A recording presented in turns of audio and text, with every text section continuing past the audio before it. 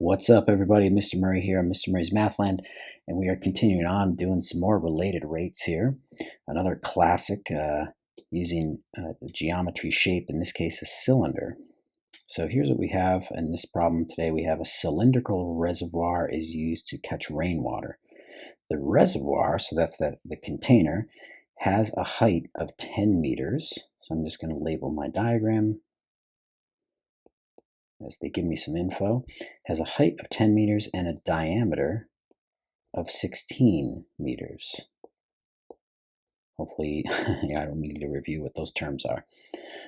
During one particular storm, the height of the water in the reservoir can be modeled by the function h equals t squared plus t. So this water, right, as it's raining in the storm, that water is rising. So it's a variable, and its variable h is a function of time. The longer it rains, the higher it's going to be.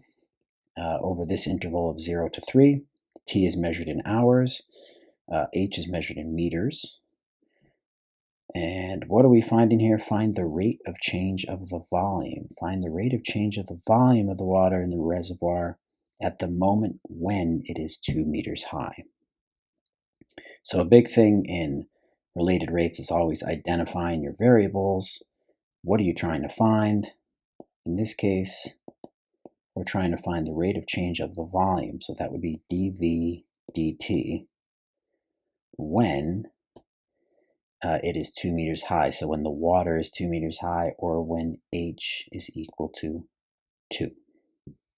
Okay. So now let's try to tie all these things together here. And if you want to pause it and think about it, go for it, and then see if you come up with the right answer. But we are talking about the volume of this water, and the water is in a shape of a cylinder inside the larger cylinder. So volume of a cylinder, which would likely be given to you on the AP exam, but you should know this, right? The volume of a cylinder is the area of the circle, which is pi r squared, times the height, right? It's just a stack of circles, essentially. Now you're finding dV dt, which means you're going to want to take the derivative of this at some point. But remember, a good rule of thumb with all related rates problems is take a look at, is there anything that's constant or fixed? And is there anything that needs to stay a variable? Well, the volume is certainly changing. The height is certainly changing as the water level is rising. But the radius of this water is the same throughout. The radius is going to be 8 at any given time. So if the radius is constant, let's use that, right? So our volume at any given time will be pi times 8 squared times h. And that means our volume at any given time will be 64 pi h.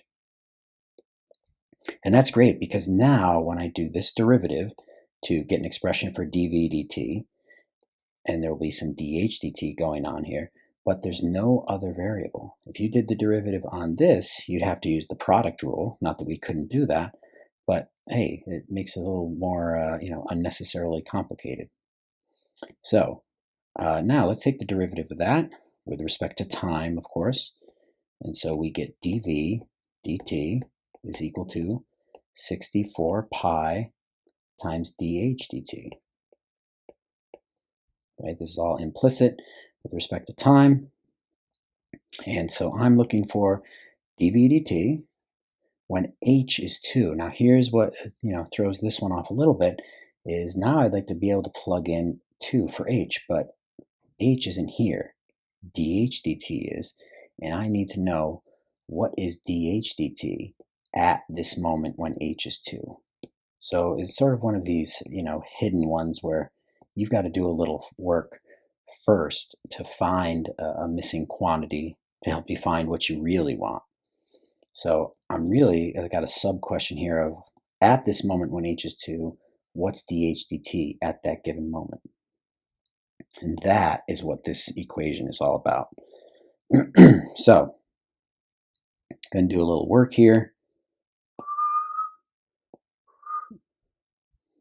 Okay, so first of all, when h is 2, well, all right, if h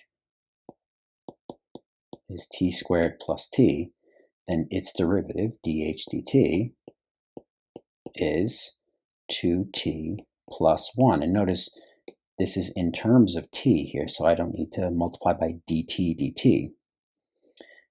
So we have dh dt is 2t plus 1, and I want to know, well, what is the value of this when h is 2? Well, if I want to know dh dt's value at a given spot, I need to know t's value.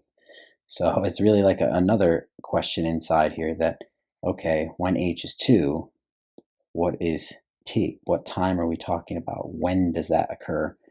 So I can plug that time into my dht, so I can get that value to plug into my dv dt. Okay, so I'm going to take another little detour here. This is a great problem, right? Here's the h problem, and I just want to know, when does that equal 2? So I'm going to set that equal to 2, and I'm going to solve that. And so this is going to be a little algebra here. Just bring that over. We're going to do a little factoring. Well, it multiplies the negative 2, but adds up to positive 1 there in the middle. So that's t, positive 2, negative 1. You get two solutions of negative 2 and positive 1. And hopefully you don't think about it for too long before you realize, hey, we're not considering negative time, but t is equal to 1. Okay, so now I know all of this is talking about h is 2 when t is 1 hour. So what is dh dt's value at t equals 1? And so I'm going to plug 1 into this for t, and you get 3. So dh dt is 3 at this moment, and now I'm going to take that and plug it into my dv dt equation. So 64 pi, and I'm plugging 3 in here because all this is talking about that one given moment. When h was 2, that occurred when t was 1, and at that moment dh dt is 3. So this is all talking about this one singular moment, and that's why I can plug it in here and find what is dv dt at that one given moment. So dv dt, when I multiply this out, 64 pi times 3, that'll give you 192 pi. And now let's think about the units, and let's answer with a complete sentence because it is a word problem. This is the rate of change of volume with respect to time, and so that would be cubic meters per hour. Those are the time and length units here. So let's just write a nice sentence here. Always best to show your understanding of it. So when h is 2 meters, the volume is, and we got a positive rate of change, which would tell us the volume is increasing at a rate of 192 pi cubic meters per hour. And you always want to include appropriate units there. And there we go. So that was not your average run-of-the-mill related rates problem, because it had those little side detours where you had to find some missing quantities to plug in to get the thing you really wanted. And that happens sometimes, and so you just have to be persistent and say, how can I find what I really need in order to make this thing happen? So hopefully you enjoyed that and you're getting the hang of this unit. So keep working. It's always a tricky unit for people, so don't think you're crazy if you think it's hard. Keep working, kids.